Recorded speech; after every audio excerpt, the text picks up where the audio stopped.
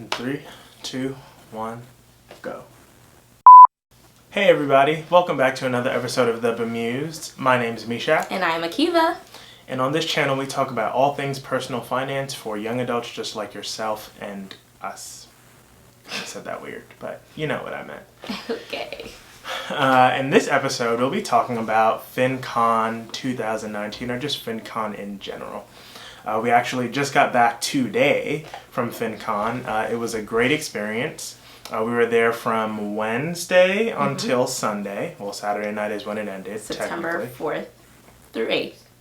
I'm sorry, I leave out the important details. That's why you have me. And yeah, in this video, we just really want to talk you through it for all the people who might be considering going to FinCon in the future, some of the tips and tricks that we learned, and just our overall experience.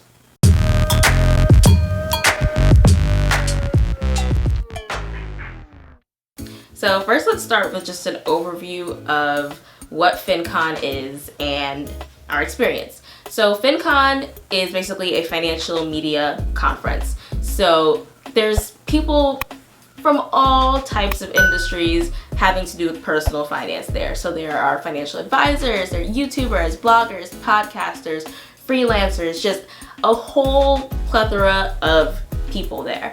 And it's a pretty significant conference. I mean, this year they say there was over 2,500 attendees this year, and I'm sure it'll just keep growing bigger and bigger as the years go on.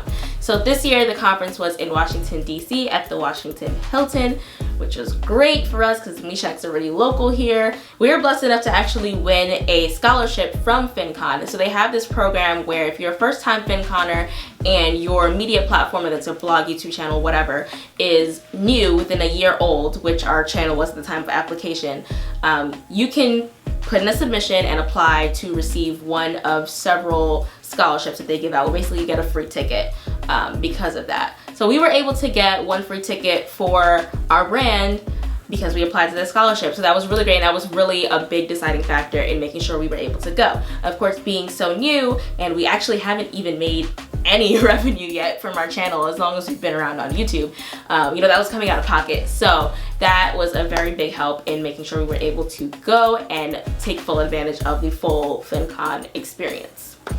So that's actually a tip. If you're new, if you have a new platform talking about personal finance and you're interested in going, make sure you look out for that scholarship opportunity. Number 2. They have programs where if you're staying at the conference center or hotel where FinCon is being housed, where if you just can't afford to pay for the hotel stay for the length of time of the conference, you might be able to get a roommate. We're not exactly sure how that works, if it's split. How it works. Oh, Akiva knows, sorry. So yeah, this will tell you how much he was involved in the FinCon planning process. So FinCon, they have, basically there's like a spreadsheet, and people who want to go but are looking to kind of split the cost with others, they'll put their name on a list. People that want to find roommates can go to that list, and you guys decide the fee, the sharing however you want. Most people just do 50-50, but it's up to you guys to decide. It's merely just a platform for people to just say, hey, I want to remain and link together with different roommates. So that is an option if you think that paying for the hotel itself will be too much for you by yourself. Other people also chose to stay off site and do Airbnbs and do whatever they thought was affordable. If they had other YouTube friends that they wanted to camp with, or even if you have family or friends in the area and that's something that you want to do, that's another way to make it more affordable for you as a first timer. And I will add to that is, although there are many alternatives, Airbnbs, staying at another hotel, staying with family or friends, you just want to keep in mind that you're there not to just speak to other brands or other people that might be there for sponsorships or whatever, but you're also there to network. And if you're the type of person like myself, I don't know why, but like around 9:30, 10, like I was getting extremely tired. For some of these things that we were going to, that's when it was actually like getting started at some of these places, sometimes, not all the time. And for me, thinking about, oh well, I have to take an Uber or I have to walk 15-20 minutes away, like I would have been shot. So just keep that in mind when you're making your decision, because it's also like both ways. You gotta get to the hotel or wherever the conference center is going to be and get back, and factor that into your time. Yeah, so I think as first timers, I think we definitely made the most of FinCon. So I'll tell you some of the things we did in preparation for FinCon that I think were useful. One is always bring business cards, because you will be passing those out to different individuals and brands that you meet. So make sure you have business cards for whatever platform you're on. Another thing we created in preparation for this event that we didn't really use much, but it was good to have, was a media kit. So that's something that we put together. You know, it has our brand colors, has all the relevant statistics. We didn't really end up giving them out, but it definitely was, I think, something helpful even for ourselves to put together, to have just kind of a snapshot of like our demographics, our statistics, to give to brands who might want to work with us, not even just for FinCon, but in the future for future potential partnerships. Another thing that we took advantage of was we were able to do a couple of video collabs with other YouTubers who we knew of and, you know, met in person at FinCon, which is one of the best parts, like meeting all your internet friends in real life. So they do have, for YouTubers specifically, they have booths kind of just set up and ready to go for you to go in and collab. They have the camera gear, everything ready to go for you. Literally the only thing you have to do is make sure you sign up for an available time slot. And again, that sheet is usually in the FinCon YouTubers group. So if you're a YouTuber and you are interested in going to FinCon and becoming a part of the community, there are 2 Facebook groups you need to join. One is the main FinCon community Facebook group that I'll link in the description below, and also the FinCon YouTubers group, which is currently Joseph Hogue, who is another personal finance YouTuber. He is kind of the liaison for FinCon for YouTubers, so he heads up that Facebook group. And so that's where you'll see that sign up sheet in the FinCon YouTubers group specifically, if you want to sign up for a video booth. So we were able to do that and get 2 collaboration videos done in the 30-minute time slot that we had, and all we had to do was bring an SD card and they took care of the rest. The next thing was also networking. Like, networking, I think, was the most valuable part of FinCon. Like, yes, there are content sessions and those are super helpful, but there's just, honestly, FinCon is so busy. There's so much and so many options of things to do. Like, there are like 6 concurrent sessions at like any given time on so many different topics. It's hard to choose what to go to, and sometimes we just skip sessions entirely and end up just networking through the entire thing. So it's really great. There are a lot of informal meetups that happen at FinCon that you need to look out for. You have to manage your time really well, where sometimes you might have to skip a session, not because you don't want to or because you're not having fun networking, but just because you do need to rest so that you can get up the next day to do it all over again. Yeah, and that's another thing I will say. It's something that we ended up doing, is because we didn't end up going to a lot of sessions we wanted to make it to, they do also have the option of purchasing a virtual pass that basically has recordings of every single session at FinCon, every single official FinCon session that you can purchase. This year it was $99 for FinCon attendees. It's usually $199 for those who don't attend. So that's something that we took advantage of this year, so we can go back and like either rewatch or, you know, watch the sessions that we weren't able to make it to. So it's like the content ended up kind of being a little bit of a secondary thing, because I think the most powerful part and the most fun part of FinCon is the networking. It was valuable to me both like as a financial planner and as a YouTuber, especially some of the meetups where I went to an equity and justice meetup. I went to the Elevate community meetup, which is basically like all of the minorities at FinCon in one room, and it was just so amazing. And I went to an advisor meetup the first day too, so I was able to meet other financial planners and, you know, people who are kind of like, we know each other, sort of kind of like we're connected on LinkedIn, but now we're meeting in person, and it's just such a great experience. So I would definitely recommend, you know, not being shy, saying hi to people. We met a lot of cool people at FinCon. And so I think that was definitely the most fun part of FinCon to me, is just go to all of the like networking events and meetups and things that you can that are relevant to you and your brand. So next tip, not sure which number because Akiva kind of hijacked the numbering from me. But the next tip that I would say is to download the app. And I'm someone who, I hate downloading a million and one apps on my phone. It was like pulling teeth to get him to download the app, and now he's recommending to download the app. I hate it. I hate downloading a million and one apps on my phone. Don't ask me why. Maybe I'm one of those people who hate digital clutter. But anyways, I recommend downloading it because it does make seeing everything at one glance a whole lot easier. The notifications were a little off this year. They were very off. We were getting them like half an hour after they were supposed to go off. I was at a session and it was telling me, hey, in 30 minutes, because you can select when you want the notifications to come through, 10 minutes, a half an hour before, or I think an hour before, and I always picked a half an hour. And when I was in it, like a half an hour in, sometimes they were almost over because some of the sessions were like 30 minutes long. And it was like, oh, don't forget to go to this meetup over here. And I'm like, but I'm here already. Yeah. But it definitely made it very simple to see at a snapshot, because you could also kind of save the ones that you were interested in and then just see those, as opposed to seeing all of the things. You just saw the ones that you were interested in, as opposed to seeing so much information. So definitely download the app. It was free. Also, just whoever designed it, it was pretty neat and really helpful. It was very intuitive to use, and the private messaging feature I think was also really powerful, because basically it's like whoever downloads the app, like they have a profile in the app. You can just find people, your LinkedIn, direct message. Everything was there. Then for brands that you might have been speaking to with tables, like they had just something where they could scan it like a QR code through the app. Like it was very, very helpful. Like I'm sure we looked at the app, but we still wanted to have some of those important things that Akiva mentioned, business cards and things like that anyways. Which they did take from us, But that was really cool. Like you couldn't put all of that in there, but it would have been cool if you could, where we could have eliminated spending some of the money on some of the other stuff. But, anyways, it was still pretty cool to get all of that. And people were kind of enthused to see our card, how colorful it was. Next tip. What's the next tip?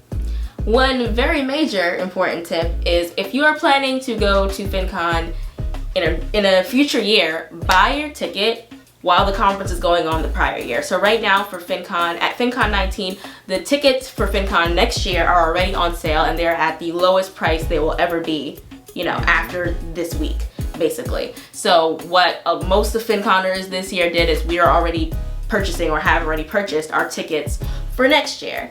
And even if you're not sure if you're going to be able to make it, I still suggest buying it while it's at its lowest point, because as the prices go up, there's also the opportunity to resell your ticket.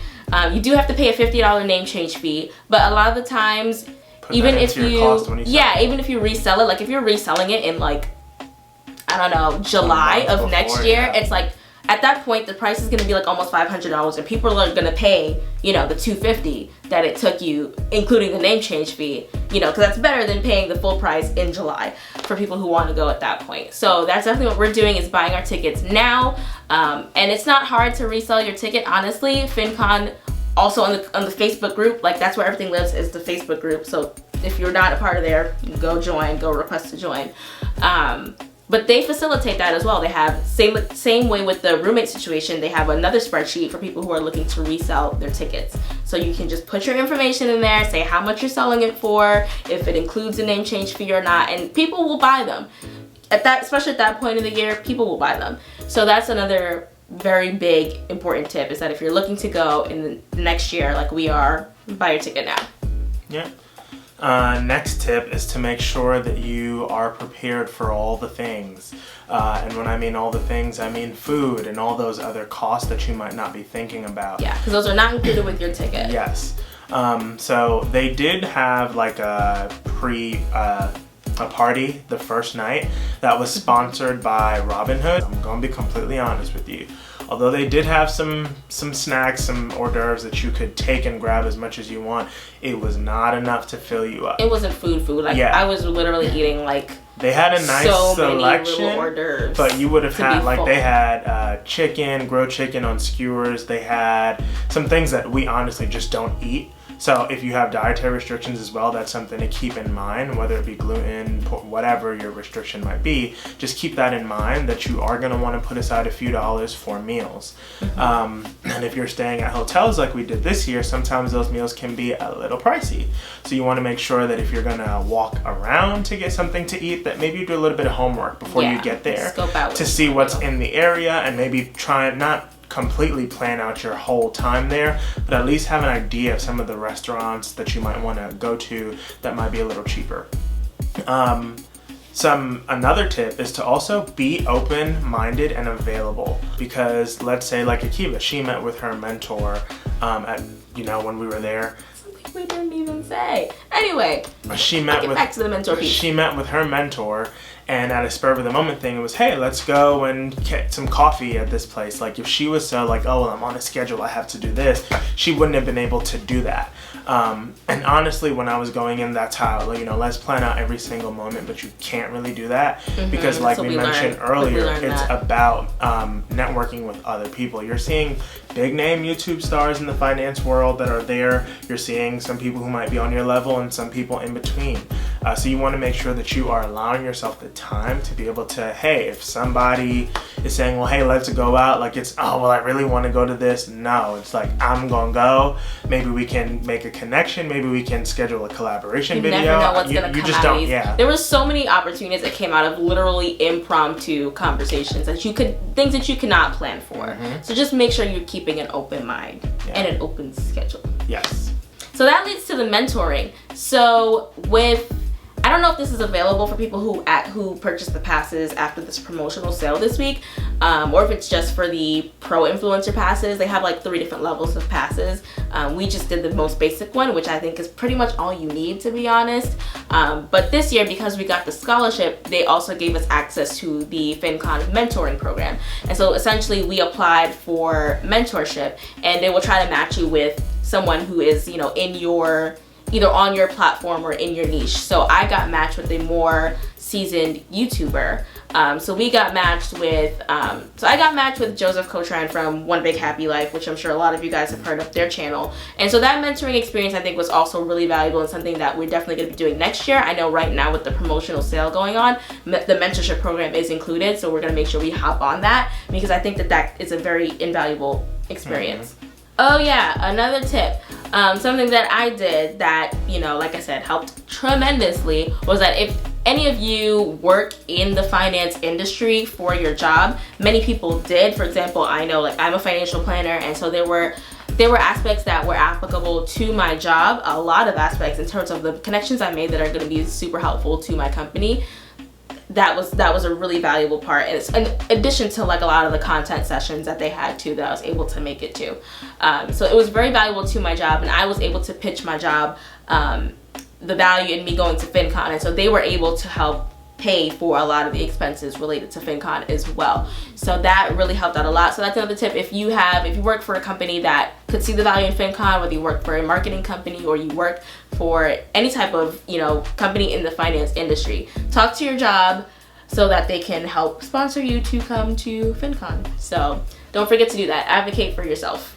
So now we're gonna shout out a few really cool YouTubers that we were able to meet during our time at FinCon, which was lots of fun. Hopefully we don't forget anybody. FinCon was just, a lot. So hopefully we don't forget anybody. So we were able to, first let's start with the people we were able to collab with that are super dope. So Shayna Green from The Wealth Vibe, shout out to you. And all these people will have their links in the description box below if you want to check out other really cool personal finance channels and personal finance people, just in general. These are super dope people.